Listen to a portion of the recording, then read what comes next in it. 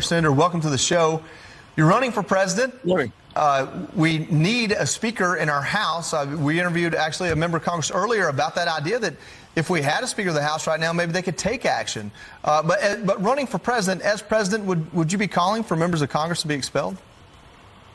Well, listen, I certainly the entire American people want those members of the squad expelled. And certainly, as president of the United States, I would want them out of Congress, or at least taking all their responsibilities away. Listen, we cannot have people, the squad, as a propaganda, part of the propaganda machine of Hamas. You cannot have a Palestinian flag flying on American property, especially in the House of Representatives. We are sending the worst message I can think of. We saw October the 7th, Hamas come into Israel and burn babies alive. We saw beheadings. We saw grandmothers taken, women raped. And the response is to ask Israel for a ceasefire? I hope Israel wipes Hamas off the face of the earth. I'm going to tell you, America's blessings in part come from Psalms 122:6. Pray for the peace of Jerusalem. I think we should mourn with those who mourn. We have done that with our ally Israel. But Romans 13:4 speaks of the wrath of God brought upon people who do evil.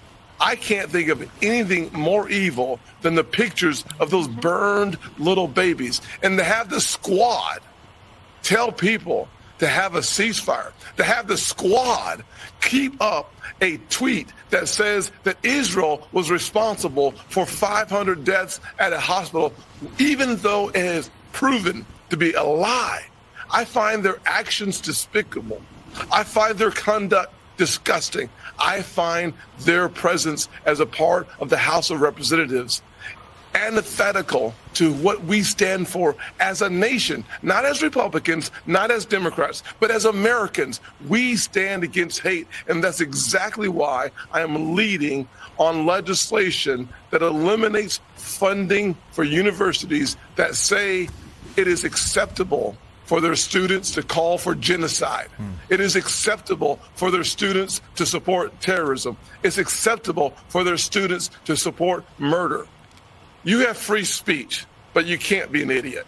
And so I think pulling the funding, the Pell grants from colleges and universities that support that kind of malignant behavior is in the best interest of every single good American who understands that funding colleges should be for the education of our kids, not for the indoctrination of our kids. Yeah, I mean, you can be an idiot in America. We just shouldn't have to pay for it. To fund, exactly. It's your First Amendment right. You have the right to be wrong. To teach these kids. It is amazing to watch the passion of Ilhan Omar 2 weeks later when there was no passion. Yeah. When Israelis were murdered. Zero. Americans. In their own homes. And Americans as well.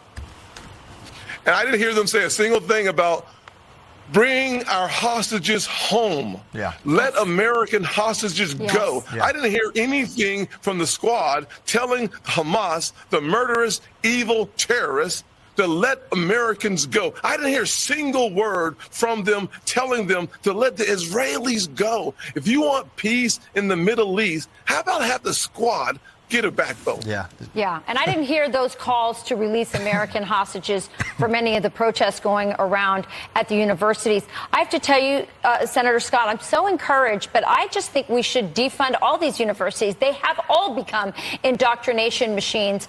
We should stop, we should start taxing those endowments and giving them all the favors that they get, because everything that's bad with America right now, whether it's, this situation of rich white kids, supporting Hamas, all the way to gender ideology and everything else that's happening in our country. It all starts with these universities, especially our Ivy Leagues. You're exactly right. One of the things I find challenging is if you believe in 100 genders, you have freedom of speech. If you want to speak about your faith and your love for Jesus on a college campus, somehow that's called hate, and you lose your First Amendment rights. We as a nation, there are good people on both sides of the aisle. Here's what I believe. I believe that Joe Biden can't even be honest about any positions because he's beholden to the squad. Political power is more important than doing the right thing for the radical left. Control is more important than doing the right thing. And frankly, they'll use race, class, and even genocide from the squad in order to hold on to political power. And it is disgusting. And they invoked scripture as well, which, coming from these, radical pro-abortionists, I'm not going to be scripture lectured by them. But, all good stuff. Thank you, Senator Scott. Senator Tim Scott, thank you very much, sir. God bless. God bless.